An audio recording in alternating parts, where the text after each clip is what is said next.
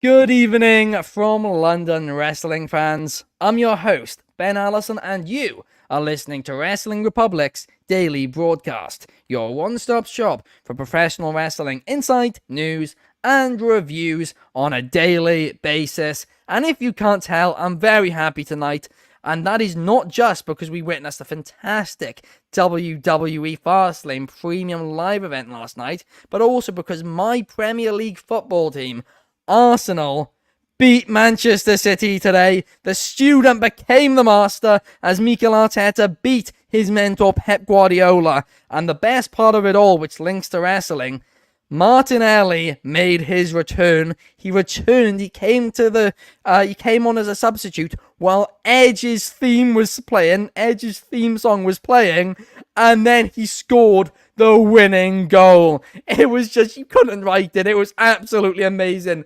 I'm pumped up. I'm ready to talk about last night's WWE Fastlane. So we need a stacked panel for such a stacked show. And firstly, the co-host of the show, Mr. Clark Taylor. How are things today, Clark? Oh, I'm doing well. I'm anxiously anticipating the Chiefs and the Vikings this afternoon. But before that, let's talk about wrestling. We've had plenty of awesome wrestling this week.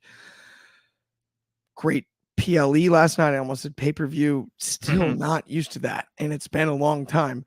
But either way, a fun one. I even watched Collision last night and enjoyed it too, despite maybe some smaller crowds.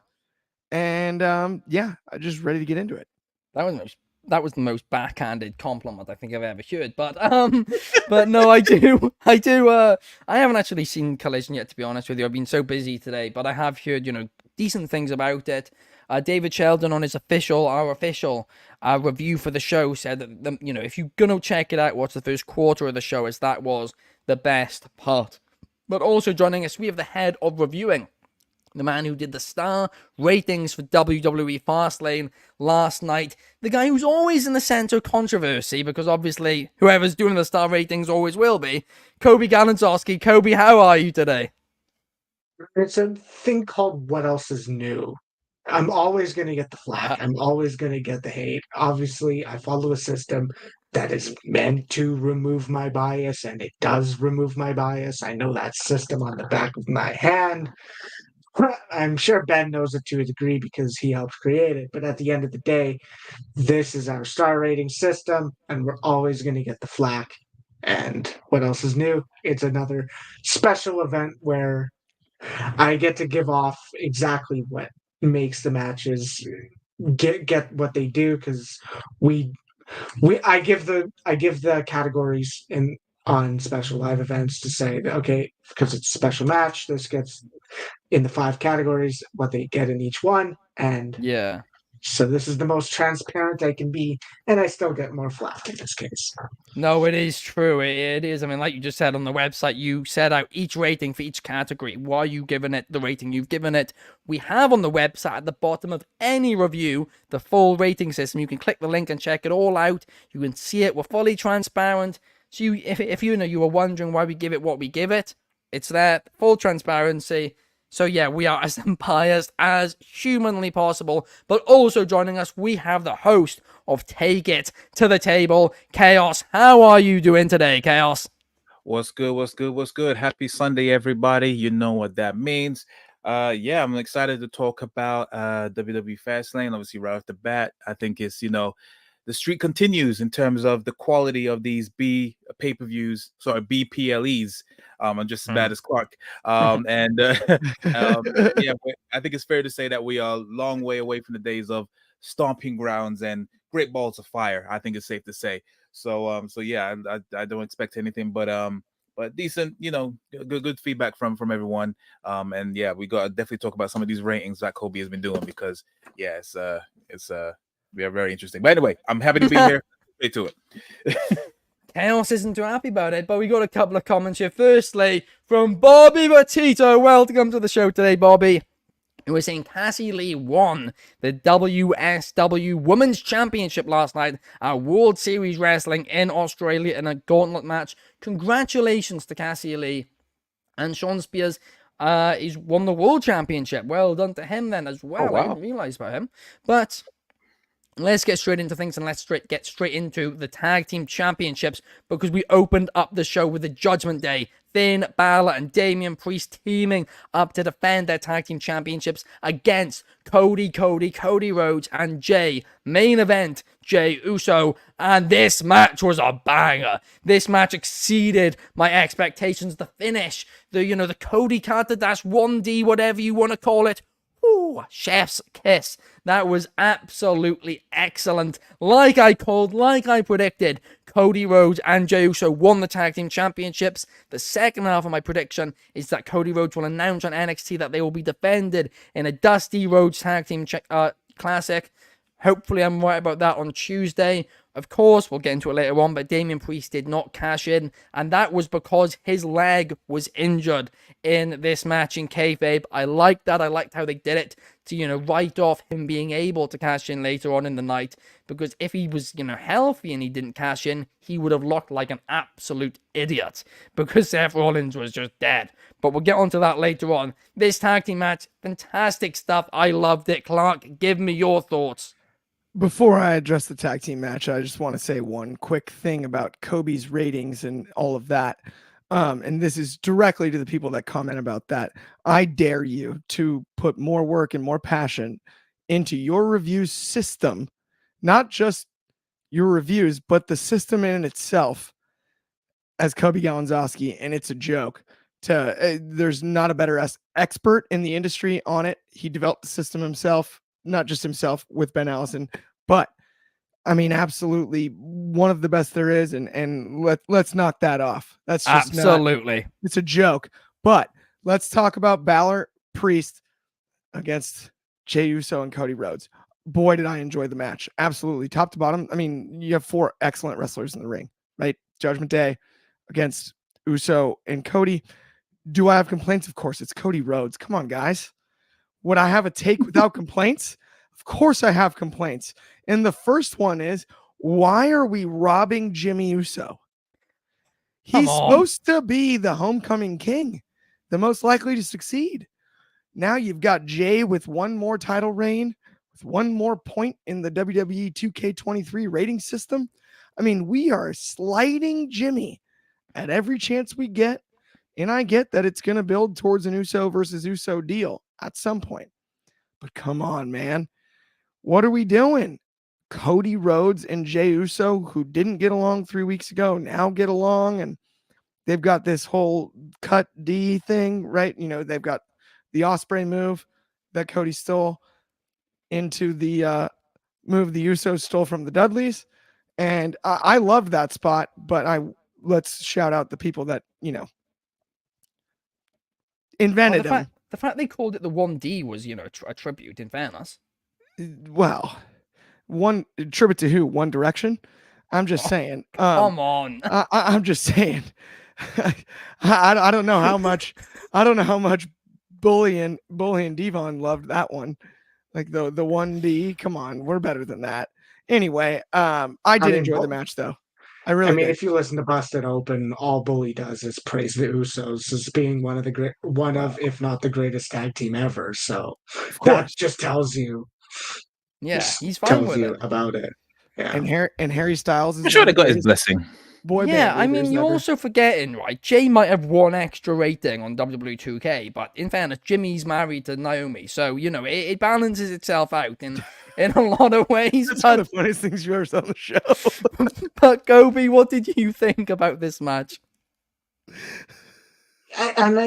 is the thing: is I thought this was a really good match. Obviously, it had to be a much different match because we looked at this card and it was majority tag matches. 3 of the 5 were tag matches, and this had to be different than the 6-man. This had to be different than the LA Knight tag, and I think it was because it put a put on a pedestal the entire Judgment Day storyline. Obviously, we have Rhea Ripley trying to do her thing. We have miscommunications with JD, and JD is still off and on. Is she going to? Is Rhea was very much giving JD her approval the last week, and now it's like, okay, well, JD might have just flubbed it. I like the entire work around the leg of Damian Priest. I thought the Hurricane Rana into the coup de grace was a really good tag combination or tag move if you want to call it that as well. I thought this was just a solidly worked tag match. You can't expect anything else from these four men. It was great. Had a hot crowd. I enjoyed the table spot. I enjoyed the briefcase hitting the knee. That looked devastating, the way that they were able to sell that. And I like the fact that Damian, while I share the sentiment of if Damian was healthy, he could have cashed in. Seth wasn't in the ring. The ref can't ring the bell unless Damian jumps him. Which, yes, obviously you can have Damian and maybe he gets Dominic and they jump him or whatever. Yes, he can work around that, but Seth wasn't in the ring to be cashed in on. I agree with the write-off. I almost wonder how big of a role the Money in the Bank briefcase is going to play if we're doing a Bloodline versus Judgment Day feud. Because then you have Roman Reigns. Do I expect Roman Reigns to lose the world title to a cash-in? No, not at all. But I almost think keeping that briefcase in play is almost there for the story. Yeah. Of if that happens.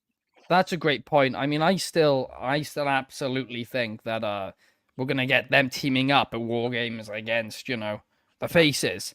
I think that's where this is leading to. I still, by the way, think Damian Priest is going to cash in on Seth before War Games. If that happens, I still do think Crown Jewel will be when the cash-in happens, if not before, because I think Seth Rollins is going to be the fifth man on the face team, presuming Cena is able to compete there. We don't know what's happening with the actor strike, but I mean, very quickly, Coby, the question that I had to do with this match is why did you think there was such a difference between this match and the match last month between Balor and Priest and Kevin Owens and Sami Zayn? Because this was the one rating. Right, we're getting back to rating. This was the one rating which I was slightly surprised by. I mean, what for you made it last month's match a lot better? I think there's a lot of things we can talk about. And last month was a stipulation match. This was a normal match. You have to very much structure a street fight way more differently than you're going to structure a normal tag match. You got different story. You can tell a different story through a street fight than you can tell through a different tag match. There's a lot of elements that just, if you look at the Payback match, everything was right. You had probably one of the best crowds for that match. You had great spots. You had great near falls. You have great selling. Everything was off the charts in that. This, I don't want to say struggled to hit that perfect level, but it was still a really good match. It was a great opener. You can't expect more from Cody, Jay, Finn, and Priest, all top talent in the company. So, I mean, it's just a different match in general. So, I mean, we know they have producers working on this match, and it's not as called into the ring as it maybe was 20, 30 years ago. But at the end of the day, you still have to produce it differently. You can't produce a normal street fight or a normal tag match with no rules like AEW. But yeah. You got to get that little AEW jab in there. Jab in there. But Chaos, what did you think about this opener? Yeah, I mean, I'll try and keep it as short as sweet as possible. It was fun. It was a nice, fun opener. I kind of guessed that would have been the opener. You need something hot to get the crowd going. It was. At first, I was wondering, like, is Cody and Jade the right people to take the titles off them? Especially if Cody is trying to finish the story. Technically, he kind of has because he's won a title right now. But it has to be. It has to be the WWE Championship for the story. Stupid. I'm joking. I'm playing. I'm just being silly. But but yeah, it was fun. You know, it was, I think it benefited to be on the PLE than just, you know, the main event of Raw. And yeah, I do like the little combination of the modified 1D, if you really want to call it. But yeah, and the I think it was Kobe that said it as well, that in terms of selling of the briefcase hitting, I feel bad for JD because every time he's like is so close to getting into the good books of Judgment Day, he just screws it up, especially with Damien. So it's gonna be very interesting what they're gonna do with there. In terms of him cashing in as soon as possible, who knows? It might be because I know this is like the season premiere week. I know there's a season premiere for SmackDown. There's also I'm pretty sure there's gonna be one for Raw. Wow, a good way to start off this season premiere. I've always feel like it's all out of nowhere. But anyway, it was solid, it was a solid start to the paper to the PLE. And yeah, it just made me look forward to see what could come next. So yeah, happy for Cody and Jay. And yeah, let's see where it goes from here. You made an excellent point there. Why on earth? I meant to talk about this from yesterday's show. Why are there just season premieres next week? They've just the fall in Tulsa. What's in Tulsa? It has to do with Tulsa is. It has nothing to do with Tulsa, to be honest, but it has to do with the way that the network schedule works. You have your summer series, you have your fall series. Fall series is like your premiere series. Okay. So even though they're episodic year round, yeah, technically like this would be the fiscal calendar year for television shows because your fall series is your primetime TV, because as the weather gets colder, especially like in northern states and in states where like it gets bad, you have a lot more of a ratings jump when it comes to this time of year. And so that's why it's almost any television show you see that's like episodic, that's even whether it be a sitcom or drama or whatever it is, will debut around this time of year. Because strategically speaking, you just have people are indoors more because of the weather, on top of fall season is prime season for television. You rarely would see a show debut in the spring or summer because people are it's true. outdoors. It's very true. Yeah, it makes sense. Yeah, and that's why I understand it now. No, that makes a lot of sense now. I feel like the idiot for asking. No, it's a good question. Honestly, a lot of people don't know. But now let's move on and let's talk about the LWO versus Lashley and the Street Profits. Of course, Carlito returned and was the third man to team up with Mysterio and Santos Escobar. He didn't join until later in the match, something I always find weird, something I always hate. I didn't like this either. He came with a new, quite bad theme song. I didn't like it at all. But great to see Carlito back. That's a positive, but I'm not happy whatsoever that Lashley and the Street Profits lost. What are we doing here? I feel like I'm stealing a line out of Clark's book there, but what are we doing here? Lashley, Street Profits, these guys should be, main event stable. This was meant to be, the thing which reignited the Street Profits, and so far it's, fallen flat. A couple of weeks ago on SmackDown, the Street Profits lost. I defended it. I said, well, it's part of the story. Well, they kind of solved that issue, and now they've lost again. Maybe there is a, bigger story here. Hopefully there's a bigger story here. But right now, these guys look like idiots. They were against two people for most of the match, and then Carlito. I love Carlito, but I'm going to be completely honest. The last time we saw him in the company, he was basically a jobber. So I'm going to be honest with you. I was not a fan of this. Fun action, though. Clark, give me your take. That was skinny Carlito. This is jacked up Carlito. There's a difference. Sorry. I hear you. I love Carlito, too. Why did we take away his music that we all love? What was the point of that? No. I don't get it. It's just frustrating. He's still cool in my eyes. Like you said before, Ben, what are we doing here with Lashley and the Profits? What are we doing here? You're kidding me. I popped for the Profits entrance. We got no cups, and they sat and waited for Bobby in matching gold and black gear.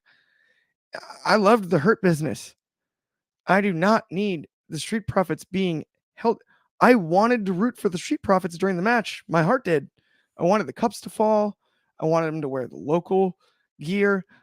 There was nothing ever wrong with the Street Profits, and taking these losses makes no sense. Montez Ford with the sell on the finish was outstanding. On the backstabber, I don't know if anyone's ever sold a backstabber better than Montez Ford did. Why do you have to do that? Why? I don't get it. It's not right. The Profits are, in my eyes, every day of the week, a top 3 tag team in the WWE.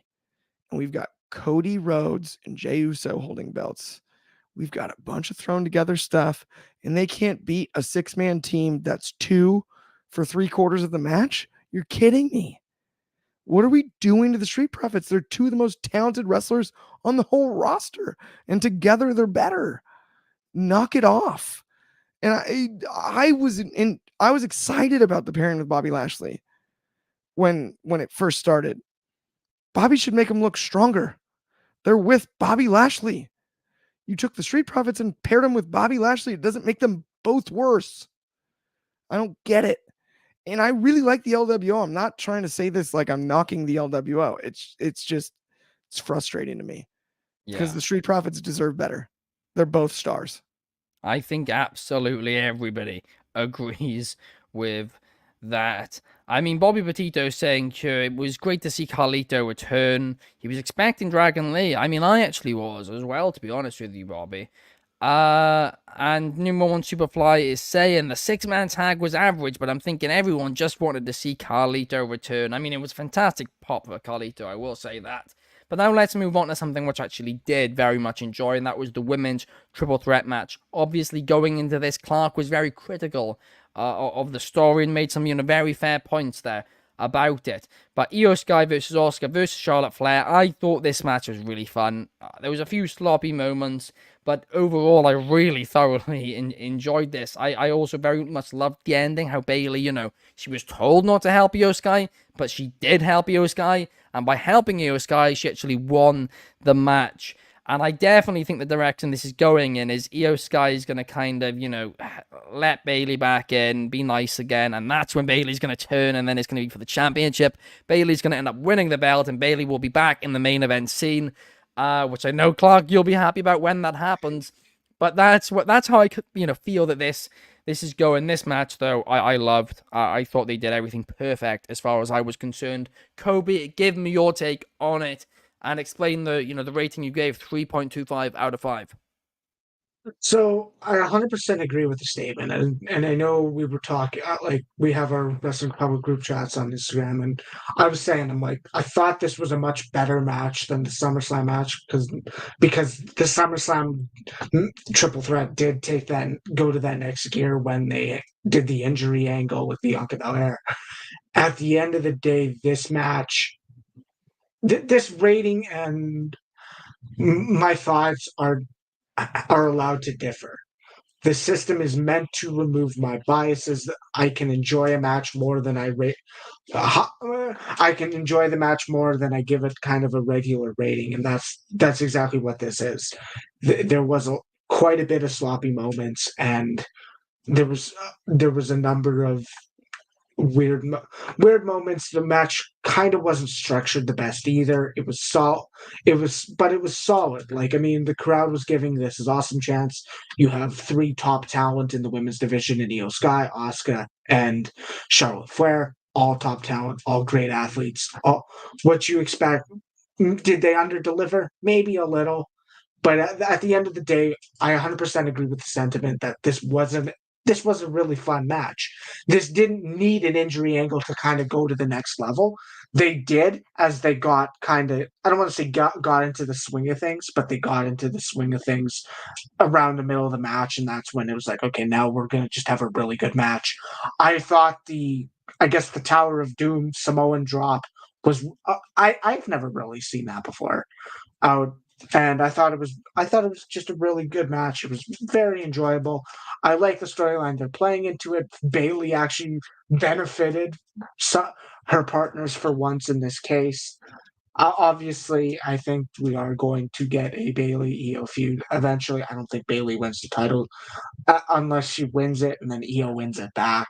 I don't know where we go from here, but I like the fact that they didn't just go with, oh, Bayley's going to interfere and it's not going to work. But it did work in this case, and that's fine. They're building Io Shirai, or not Io Shirai, building Io Sky greatly, And it just shows you give people time and you're going to get people over. We saw Backlash, we saw Money in the Bank, we saw SummerSlam's pop. I mean, you don't get that if you don't invest time into people. And that's one of the best things that the last year has taught us, especially with LA Knight, Yeah. seeing the comparisons. No, absolutely. I mean, that is a fantastic point there. Obviously, in order to get over, you need to be given TV time. And we can say what we want about Damage Control. It has helped Io Sky get that TV time, which I still don't think she would have gotten if she wasn't for Bailey. But I think aligning herself with Bailey does get her a lot more TV time, and because of that, she's gotten more over. Now, we can have a lot of other complaints with Damage Control, but specifically Io Sky, I think it has helped her a lot and taken her to a main event main event level. But now let's move on and let's talk about the megastar you just referenced, Coby. Let's talk about LA Knight. Yeah, because he teamed up. No. He teamed up with John Cena to face the Bloodline, Jimmy Uso and Solo Sikoa. Yeah. And this match, oh my, not this again. This match was kind of, it was one of those matches again with John Cena, which is kind of, they kind of all feel the same now. It kind of is. He comes in, he does all of his greatest hits. A tag match, does help to cover that up a lot more. So I'm not complaining about it. There was nothing, I'd say, bad about this whatsoever, but it does. John Cena's matches don't hit the same level they used to, and that's obviously understandable. Oh my gosh, can we ban the movement? Honestly, I'm really but anyway, no, I can't help myself. But it's like teaching in it's like teaching in school or whatever, when all the students hit the DJ button on the piano, and it goes DJ every time. But no, honestly, John Cena's matches just aren't hitting the same level that they did a few years ago. Obviously, that comes with age. That's not me complaining about him. It's gonna naturally happen. It's sad to see because he is one of the greatest of all time. I agree with Michael Cole when he does say that. But I mean, even a few years ago, he was having bangers. And it really did come. I mean, the first time that I noticed it was Austin Theory at WrestleMania. I was like, this guy does not look like the same John Cena. And this again, he wasn't sloppy or anything like that. It was very much greatest hits. Nothing out of the ordinary, very safe. And that's probably, part of the reason he doesn't want to get hurt or whatever. But yeah, I mean, at the end of the day, LA Knight got the victory here. Got himself over, elevated himself to the next level, to the main event level, and I think we're going to get the Megastar versus the Tribal Chief very, very soon. Chaos, give me your thoughts on this one. Yeah. No, I'm joking. No, it was fun. It was fun. Shut up. It was very fun. Indeed. I totally agree that John Cena pretty much did his greatest hits. And he's pretty much, no, I wouldn't say a shell of his former self, but you could tell that he was either apprehensive or he just wasn't the John Cena that we know, that faced AJ Styles, that faced Kevin Owens, that had the United States championship run. And he's openly admitted it in the press conference. He said he was in there with LA Knight and he can see that he needs to up his game, and because he doesn't want to outstay his welcome or be a shell of his former self. He needs to be up there with LA Knight and and Solo and Jimmy. So but like I said, because it was a tag match, it definitely covered the holes. It's still true to this day. It's still calling out moves loud as anything and seeing it. It's just it really irritates me because it's like he just doesn't care anymore. He's looking straight at the hard camera. He's just talking loud, but it is what it is. It was fun. And LA Knight is over as hell.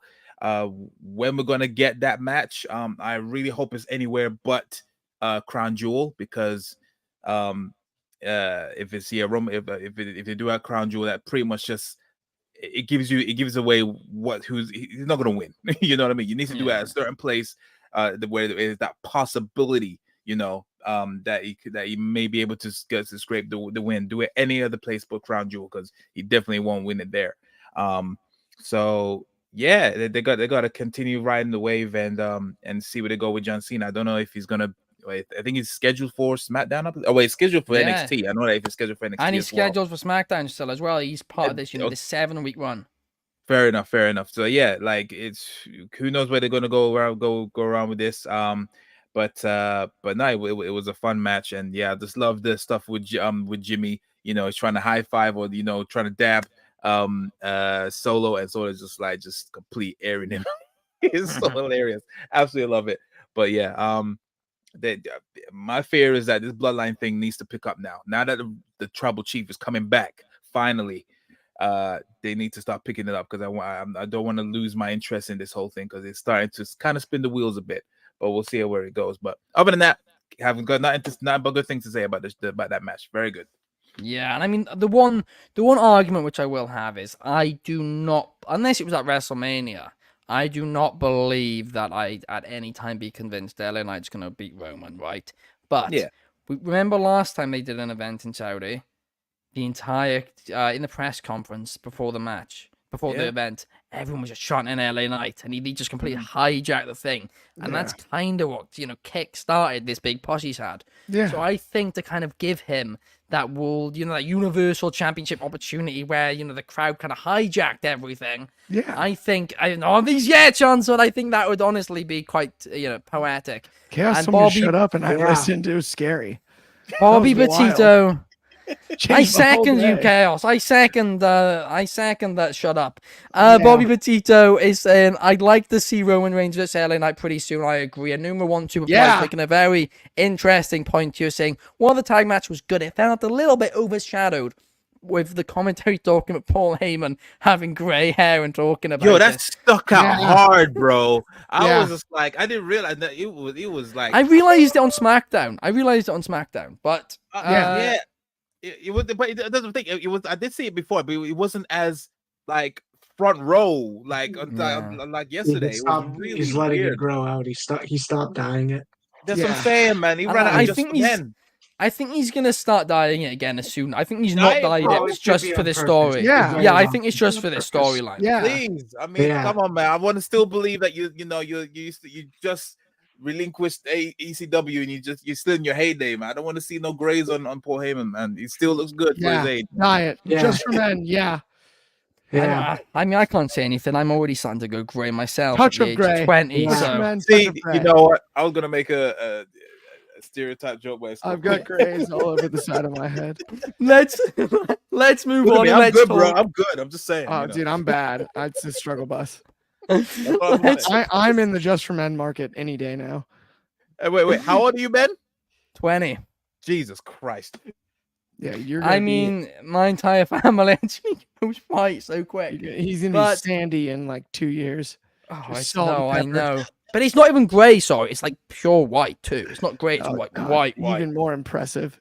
But let's move on and let's talk about the main event. Let's talk about the World Heavyweight Championship. Let's talk about Seth freaking Rollins versus Shinsuke Nakamura, the World Heavyweight Championship last man standing, because this match was crazy. This match was just awesome. It was just everything I expected it to be. This was the Shinsuke Nakamura I wanted to see when he arrived on the main roster. Triple H said it in the press conference after the show. I couldn't agree more. This brutal Shinsuke Nakamura was what he's been missing for the longest time. Months ago on this podcast, David Sheldon talked about Shinsuke Nakamura and how his, when he got this new gimmick, how it needed to resemble that in the ring. He needed to be more brutal in the ring. And this was that. This was brutal. This was awesome.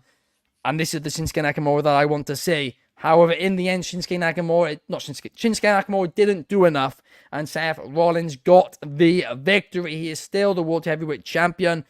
Damian Priest couldn't cash in, like Coby said earlier. Of course, Seth Rollins won the match. On the outside, he won it. You're up in the stands. So that's one reason why Damian Priest couldn't cash in. The other one was the injury, of course. But this match was fantastic. I don't want to say complaint, but my only fear is, who is Seth Rollins going to face now? Because there's like no heels really left for him on the, on Raw. I mean, there's Drew McIntyre, but that storyline's only just starting. I don't think they're going to, push him right into Seth Rollins. You got Big Bronson Reed, but is he that main event level yet? I mean, you could do title versus title with him and Gunther, and then maybe have a cash in, like I suggested the other day, during that match, meaning that neither one becomes the double champion and Damian Priest just wins the World Heavyweight Championship. Maybe that's the route. But I feel like if Shinsuke Nakamura won this match, right, that would just be a breath of fresh air. Because there's so many faces, there's tons of, hungry faces in that Raw men's division who, could have challenged Shinsuke. But for Seth, I'm not really sure who's next.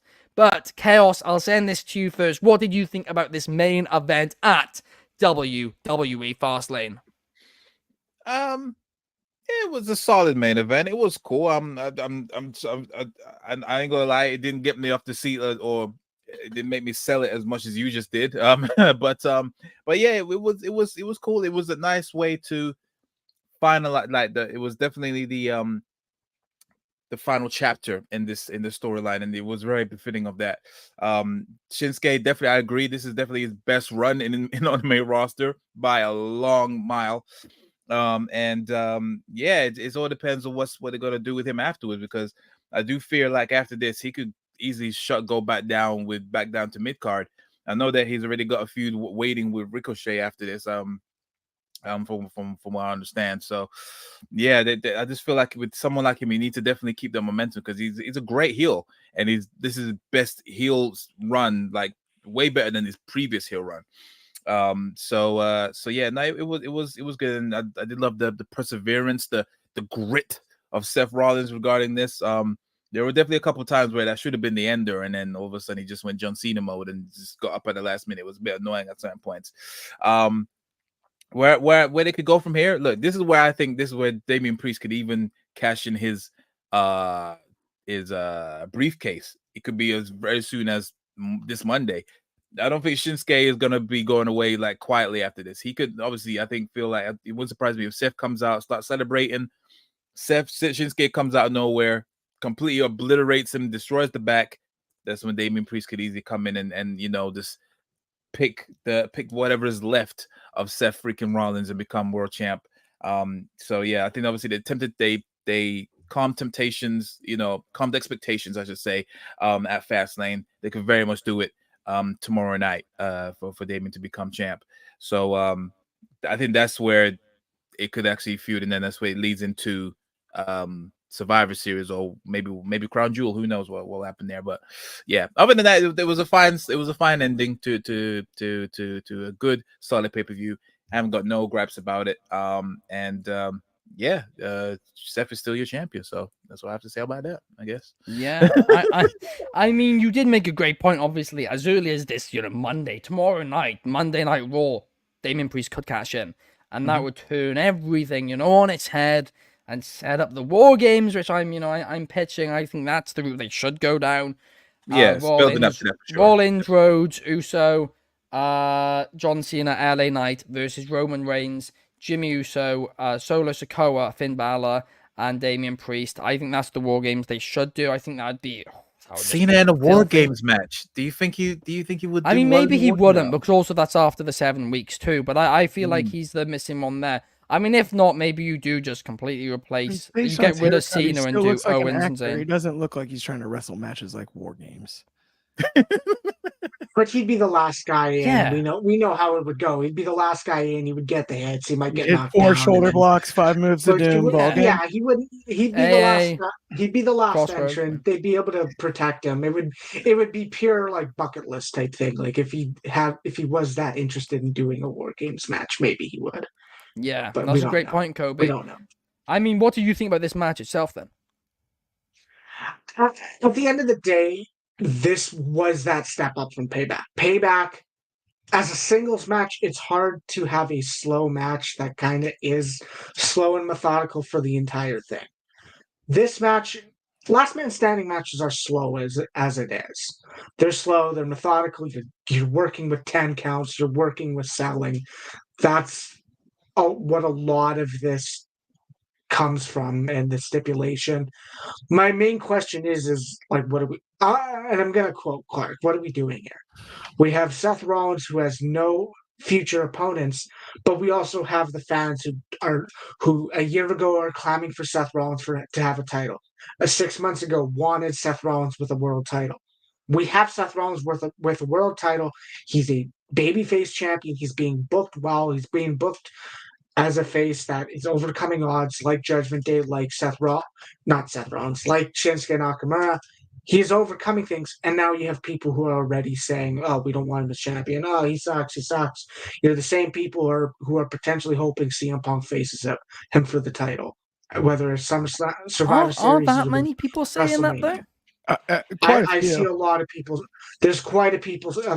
There's quite a lot of people saying this that Seth. They're already sick of Seth as a world champion, comparing him to MJF, saying, "Wow, he's a great hell of a talent, one of the best in the world. Maybe he can't carry a top title." I see that about MJF. I'm seeing that about Seth Rollins. What are we doing? And it just shows that wrestling fans don't know what they want. But this Yeah. match was what you wanted. Shinsuke Nakamura has reached the level he was at. Obviously, it's going to be very, very, very, very tough to top Sami Zayn versus Shinsuke Nakamura, his debut match. But this, for a heel run for Nakamura, for him to be kind of reborn and into this heel sadistic, I don't want to say anime guy, but he has promo packages where he's able to speak his native language of Japanese. He's able to be a killer, and that's what like Triple H hit the nail on the head in the press conference. This is the Nakamura that can be a main eventer. Will he ever win a world title? Probably not. Let's be real. It's going to be hard to put Shinsuke Nakamura in that position. So I don't think they will. But I think as a top heel, a top threat, he's going to hit. And he did hit in this match. It was great. It was dramatic. We saw a lot of near falls. The only complaint about kind of last man standing matches is we typically have the face taking a lot of things. We saw him get pushed onto a platform. We saw him go through the table after the mist. We saw him take 2 table slots, the knees and the Kinshasa. We're seeing a lot of this, and then it just becomes, oh, it's one Falcon Arrow. It's kind of, I don't want to say it's an underwhelming finish, but the heel never takes as rough of bumps that the face would typically do to kind of sell you on the fact that the face is battling back type of thing. No, But that's a it's great a point. minor issue. It's a minor issue. Yeah, no, that's a good point. But I mean, yeah, sometimes fans really don't know what they want. You hit the nail around the head there. Fickle. But it's no. I mean, at the same time, though, I think it is sometimes just the stupid voices of the people who are shouting the loudest. Because on our Instagram poll, about the best wrestler or whatever, Seth Rollins won with like 5,000 votes. So I mean, it was I gonna be honest here. He won that tournament from like 16 top talents. I don't know. I think fans still love him. But Clark, did you love this match? I'll say this. I agree with a lot of what Coby and Chaos said. Did I enjoy the match? Sure. Did I think it was a main event quality match? Maybe. I struggled with a few things. Number one, I really enjoyed Nakamura, and it felt like there was an effort to put him over in a way in this match without necessarily winning. But I think Seth Rollins, as great as he is in ring and character work wise, needs to lean into being more of a tweener. Seth, there is something to Seth isn't a fight from underneath babyface. I don't think traditionally. Is he capable of working that role? Absolutely. I think he's proven that. But last night I struggled because I look at guys like Jey Uso and Cody Rhodes, technically also both baby faces. But there's a way where we muddy the waters and there's baby faces and heels. And those are 2 main eventers we just took out of the equation on Monday Night Raw as far as challenging Seth Rollins. And I think it's a disservice to Seth Rollins, and that's no knock on Shinsuke Nakamura. Shin is a deserving challenger and did an amazing job going through this rivalry.